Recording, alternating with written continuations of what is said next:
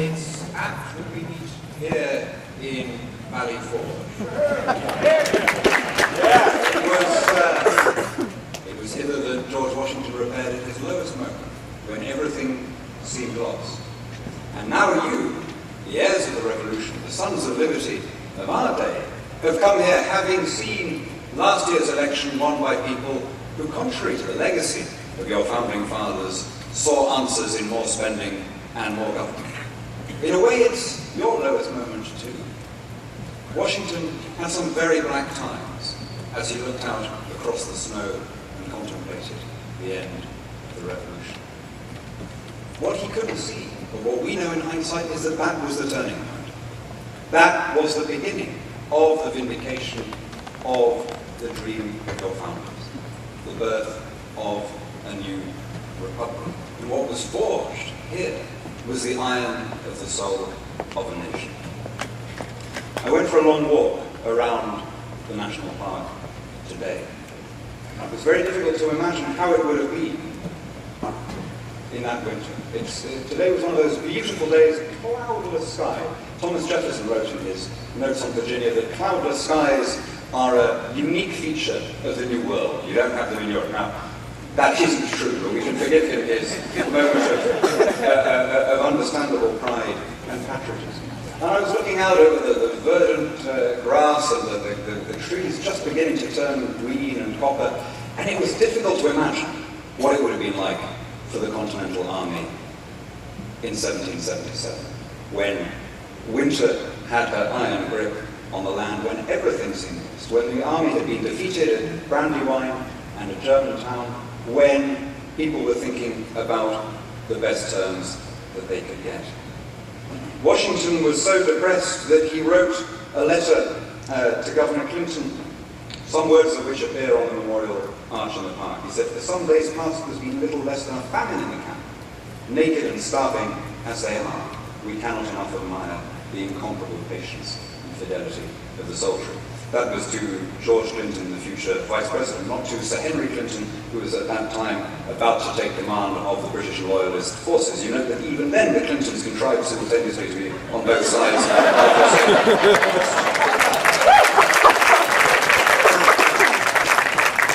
Well, that, it seems to me, my friends, is what we are doing here this weekend.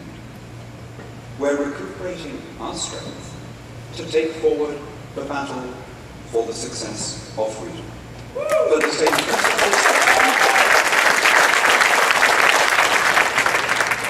the same dream that actuated the people who were in that Continental Army. The dream of a free republic, of a sturdy, independent citizenry, of a government which would act as the servant of the people rather than the other way around.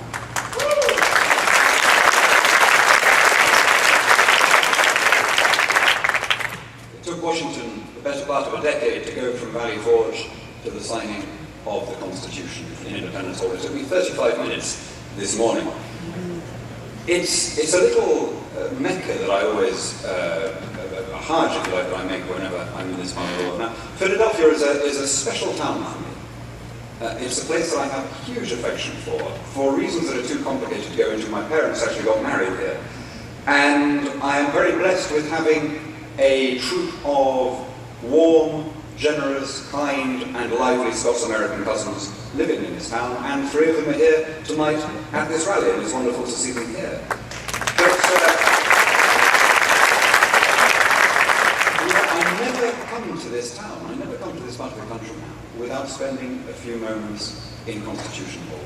There are a couple of places I feel I make pilgrimages to. You know, there's Stratford-on-Avon, which was the birthplace of the greatest intelligence produced by our species. There's Runnymede in my own constituency, where we first wrote down the idea that government should be accountable to its people. There's Naseby, where we established that Parliament was going to become the governing force in our country. We were no longer going to be a royal absolutism. And there's here, where the most sublime political document was drafted. Actually, where both of them were drafted, the Declaration of Independence and the US Constitution. And, you know,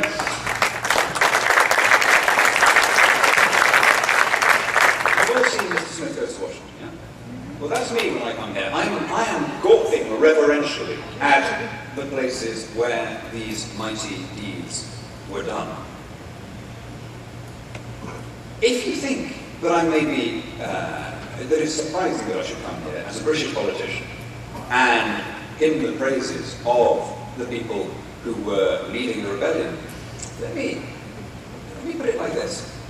Strip away all of the flag-waving narratives that you read about the War of Independence and go back to what the Patriot leaders were saying at the time.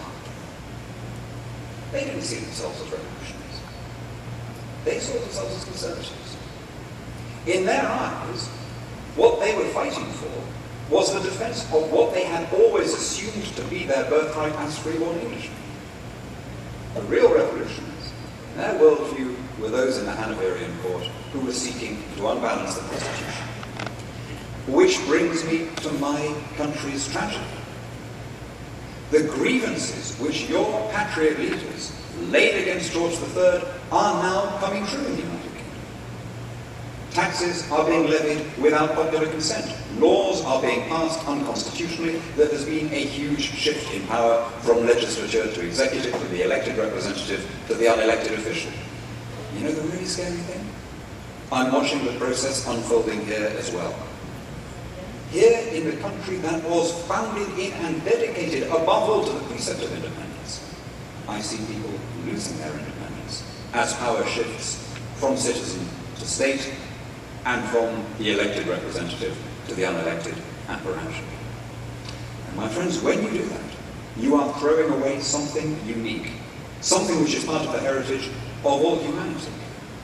Because, you know, this document is the most successful, the most ingenious political text of its kind ever drafted, and you can measure that by its longevity and by its success today.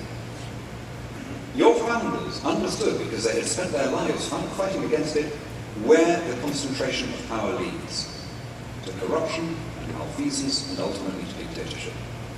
And that's why they were determined to draw up a document where power would be dispersed, where jurisdiction would be decentralized, where decisions would be taken as closely as possible to the people that they affect. And that's what you have to this day. Or at least it's what you have had until very recently. All of the blessings of the American system, the states' rights, the localism, the dispersal of powers, the direct election of everybody, all of that has, as it's found, this document. And if you think that I'm maybe laying it on a little bit thick, you know, that of course you're a modern democracy, why wouldn't you have these things? Compare and contrast how you have done things to how they are done in other parts of the world. In the European Union, we are in the middle of drawing up a constitution. And the authors of that document drew a very explicit parallel with what happened here in Philadelphia. The chief drafter is a former French president, Valéry Giscard d'Estaing, a very grand man indeed. And he, with admirable lack of inhibition, compared himself to Jefferson as he did it. He said, this is our Philadelphia moment, and I am playing the role of Thomas Jefferson. Now, it's open to criticism on so many levels, in terms of the arrogance, how about the most obvious one of all, which is that Jefferson wasn't there. He was, as Giscard might have been expected to know at the time, the ambassador to France. But look at what came out of your drafting convention and compare it to what has happened in Europe now. This document is 7,200 words long, with all of the signatories and all of the amendments, all 22 amendments. The draft EU constitution is 76,000 words long. This little document confines itself to broad principles, such as the balance of power between state and federal. The EU constitution busies itself with such minutiae as the status of the disabled, the rights of asylum seekers,